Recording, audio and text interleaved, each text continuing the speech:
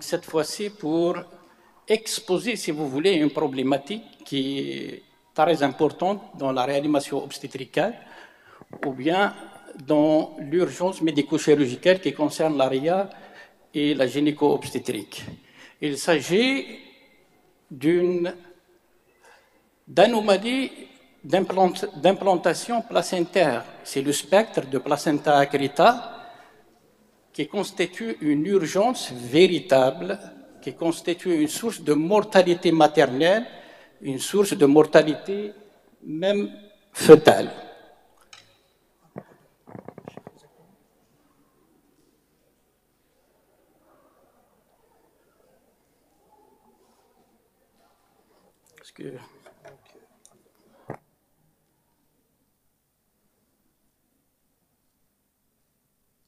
Donc, à la fois, c'est une urgence médicale, c'est une réanimation obstétricale et c'est une réanimation chirurgicale.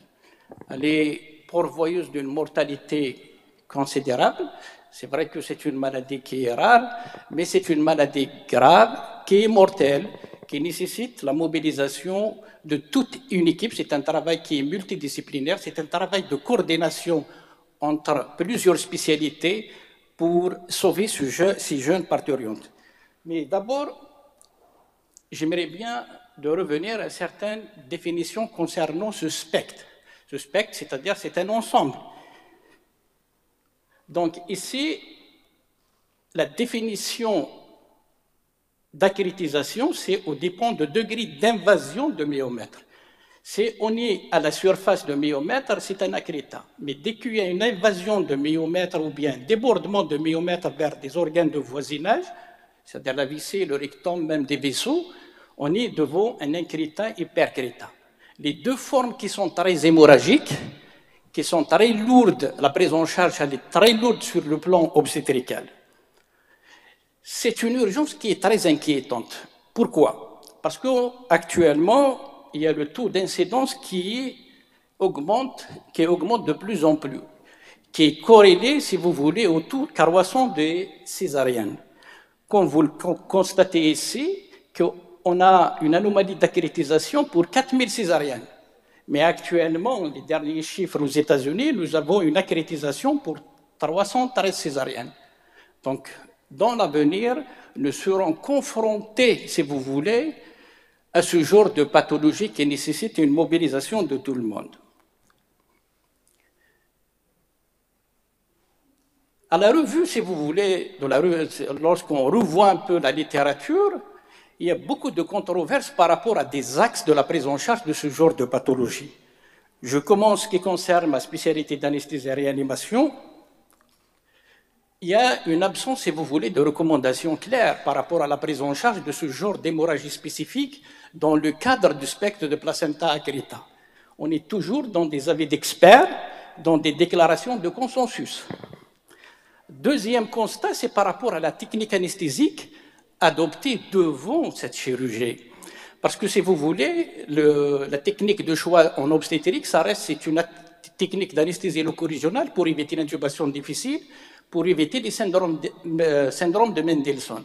Mais dans cette situation, le plus souvent, on est obligé d'aller vers une anesthésie générale et on prend le risque des intubations difficiles et de l'estomac plein. Troisième constat, c'est bien que des controverses concernant le mode d'accouchement. Est-ce qu'on programme ce genre de patients, sachant très bien, parfois ils sont avant 34 semaines avec le risque de prématurité, on temporise pour atteindre l'âge de maturité avec le risque de les prendre en urgence. Et croyez-moi que le syndrome hémorragique, c'est très difficile à gérer si on est devant une situation d'urgence. Quatrième constat, c'est bien qu'il y a peu de publications qui décrivent les résultats de la prise en charge, les caractéristiques épidémiologiques cliniques de ces parturientes qui présentent un spectre de placenta accreta, surtout dans le contexte où les moyens sont limités. C'est pour cette raison que nous avons fixé notre objectif d'évaluer ces caractéristiques de ces patientes que nous avons pris en charge au niveau de notre clinique, et surtout d'évaluer la prise en charge périopératoire et de passer en revue notre expérience.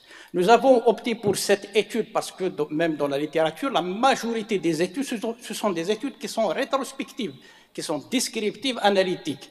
Donc, c'est une étude qui est descriptive, monocentrique, rétrospective, réalisée au niveau de la clinique mère-enfant de Tergaouzmour, de janvier 2019 au juillet 2022. Comme résultat, les premiers résultats, c'est bien que c'est par rapport aux facteurs de risque. À notre surprise, c'est bien que nos partenaires présentent au moins 2 facteurs de risque qui annoncent une difficulté chirurgicale, qui annoncent des syndromes hémorragiques sévères, voire même cataclysmiques, et des durées opératoires qui sont prolongées.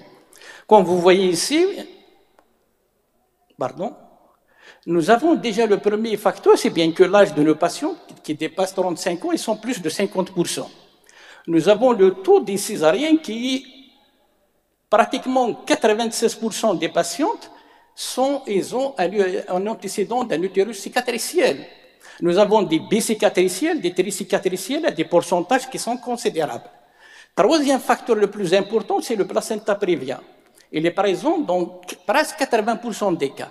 Et surtout, si vous avez association de 2 facteurs qui sont les plus importants, c'est la césarienne avec le placenta prévia, il faut s'attendre vraiment à des syndromes hémorragiques qui sont sévères, à des difficultés chirurgicales pour disséquer un peu les parois.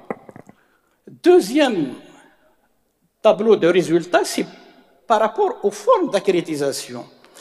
Dans notre étude après les résultats d'anatomopathologie, nous avons constaté que pratiquement 65% de patientes présentent un incréta et des percrétas qui sont très hémorragiques, toujours qui sont difficiles sur le plan chirurgical et sont pourvoyeurs, si vous voulez, d'une morbidité, d'une mortalité post-opératoire.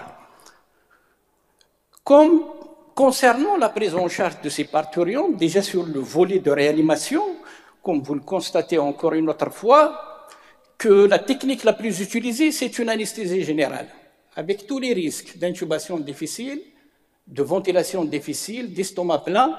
On a uniquement 4 patientes, on a pu quand même commencer par une AILR. Et on a 3 patientes, on a commencé par une AILR, ensuite une conversion en anesthésie générale, je répète une autre fois, avec tous les risques, surtout la vasoplégie. Nous avons une vasoplégie qui est due à l'hémorragie, nous avons une vasoplégie qui est due à la technique d'anesthésie loco-régionale, on passe à une anesthésie générale, il y a le risque d'un collapsus, un désamorçage de la pompe cardiaque. Concernant la réanimation, comme vous le voyez, donc il y a une utilisation de l'acide tranexamique qui est recommandée dans toutes les études. Nous avons le recours à une transfusion dans 86% des cas. Et vous avez 34%, c'est une transfusion massive avec tous les risques de la transfusion. Avec tous les risques de la transfusion, nous avons 6 malades qui évoluent vers un état de choc péropératoire, d'où l'introduction d'un vasoconstricteur, la noradrénaline, qui nous pose un problème après par rapport au sevrage de cette molécule pour l'extubation de la patiente. Sur le plan chirurgical, carrément, c'est un traitement qui est radical. C'est des hystérectomies radicales. Et l'hystérectomie, elle est réalisée en urgence dans 9 cas ou bien 31%, qui constitue vraiment un facteur de risque hémorragique péropératoire. Sachant très bien que le statut de ces patientes en préopératoire, ce sont des patientes qui sont anémiques, le plus souvent avec un taux d'hémoglobine qui est moins de 11, ce qui aggrave, si vous voulez, ce syndrome hémorragique, sa gestion en préopératoire. Cette pathologie, elle est grave par rapport à cette comorbidité. Comme vous le voyez, on a déploré un décès. Il y a un seul décès dans notre série qui est dû à des accidents transfusionnels. C'est une malade qui est décédée, qui a présenté une détresse respiratoire suite à un OAP lésionnel secondaire à une transfusion massive. Et nous avons un cas qui est transféré en service de réanimation. Comme vous voyez, il y a des lésions de la vessie urétérale et digestive. Et vous avez un cas de coagulation intravasculaire disséminée et des sepsis. Comme conclusion, ce qui concerne le devenir fœtal, la morbidité fœtale, nous avons 11 cas qui sont transférés en service de néonatologie pour une détresse respiratoire pour voir que cette pathologie elle est pourvoyeuse d'une morbidité maternelle et d'une morbidité fœtale. Comme discussion, lorsqu'on essaie de revoir toujours la littérature, on voit que ces comorbidités sont décrites dans la littérature, comme vous voyez dans cette étude réalisée aux États-Unis sur un échantillon qui est considérable. C'est un échantillon de 2727. Il y a 8030 cas d'accréditation. Nous avons toutes les comorbidités que nous avons trouvées dans notre étude en comparaison par rapport à des césariennes sans spectre de placenta d'accréta. Comme vous voyez, par exemple, la morbidité chirurgicale, elle est de 78 contre 10 dans le cas d'une césarienne sans accrétisation. Donc, on s'est posé la question, comment réduire cette mortalité de ces parturientes? D'abord, ça passe par un diagnostic prénatal. Et ce diagnostic prénatal, il est réduit, si vous voulez, si on passe un diagnostic prénatal, ça réduit le recours à la transfusion des culoglobulaires, des PFC, des culoplaquettaires, la durée d'hospitalisation, même des décès. Donc, le diagnostic il est très important et notre équipe de gynéco-obstétrique font un bon travail, un grand travail, parce que le diagnostic, si vous voulez, prénatal, il est de 82,75%. C'est-à-dire, nous avons 93 patientes qui sont diagnostiquées avant l'opération et 82%, le diagnostic est fait au niveau de notre clinique. La deuxième orientation, c'est bien que c'est d'orienter rapidement ces patientes vers des centres d'expertise. Des centres qui ont une expertise dans la prise en charge de ces pathologies avec une équipe qui est multidisciplinaire.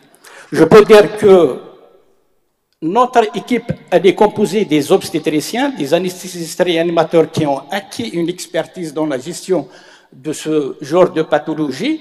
Des spécialistes ont fait appel, les obstétriciens font appel le plus souvent à des viscéralistes, des urologues, les gens de la pédiatrie qui sont avec nous pour la réanimation des nouveau-nés. Il y a un maillon faible concernant la banque de sang. C'est toujours que c'est un problème au niveau de la clinique de Tergaouzmour. Il y a carrément une absence d'intervention de la radiologie interventionnelle. Concernant maintenant le volet de la réanimation, la prise en charge de ce genre de patientes, il faut maintenant beaucoup de réanimation et s'aligner sur les recommandations récentes. La première recommandation, c'est bien que l'utilisation de l'acide tranexamique qui doit être utilisée dans les 3 premières heures pour réduire le recours à la transfusion massive, pour réduire la mortalité et surtout, parfois même, les hystérectomies. Deuxième chose, c'est bien que d'aller vers une réanimation beaucoup plus une réanimation hypotensive, c'est-à-dire d'éviter le remplissage massif pour ne pas provoquer une coagulopathie de dilution qui aggrave davantage l'hémorragie. Il faut mettre un support hémodynamique le plus rapidement possible et avoir juste un objectif d'une pression artérielle moyenne de 65 à 60. Ça doit être accompagné par une réanimation hémostatique, c'est-à-dire une transfusion précoce selon un ration de 2 à 1, c'est-à-dire 2 kg avec un PFC, ou d'emblée avec un ration de 1 à 1 si vous êtes devant une hémorragie sévère cataclysmique, sans oublier la transfusion des plaquettes, des culoplaquettaires si vous avez des plaquettes qui sont inférieures à 50 000. Vous pouvez associer de Novo-7 en cas d'une hémorragie qui est incontrôlable, donc c'est une indication. Toute fibrinogène inférieure à 2 grammes, on peut l'utiliser, le fibrinogène. C'est la prise en charge, elle se résume pas uniquement à la réanimation, encore beaucoup de la chirurgie, parce que c'est une chirurgie qui est très difficile, stressante, qui nécessite une mobilisation de toute une équipe. Et au niveau de Tergaouzmour, les gens de la gynéco font un travail extraordinaire. Mais le problème qui se pose, c'est par rapport à quand est-ce qu'on intervient. Il y a ce dilemme de 34 à 36 semaines, c'est-à-dire on attend, et avec le risque de prendre ces patientes en urgence, et c'est-à-dire le risque de ne pas maîtriser le saignement. Mais ce qui, si vous voulez, ce qui est logique ou bien ce qui est idéal, c'est bien qu'un accouchement planifié et programmé pour réduire cette mortalité, pour réduire la durée opératoire et moins d'admission dans des unités de soins intensifs, Pour conclure, ce genre de pathologie, nous les réanimateurs et les gynécologues, de plus en plus, on est confrontés à ce genre de pathologie. La prise en charge nécessite une coordination de toutes les équipes, je dis bien toutes les équipes, soit des gynécologues, des réanimateurs, des pédiatres, des viscéralistes, parce que c'est une pathologie qui est stressante, il faut agir rapidement, parfois qui nécessite des reprises en post-opératoire. Et ça passe par un diagnostic qui est précoce, il faut dépister ces patientes, il faut les orienter dans des centres, poser des diagnostics, coordonner avec l'équipe de réanimation pour les programmer dans des meilleures conditions afin d'espérer de réduire la mortalité de ces jeunes mamans. Et merci.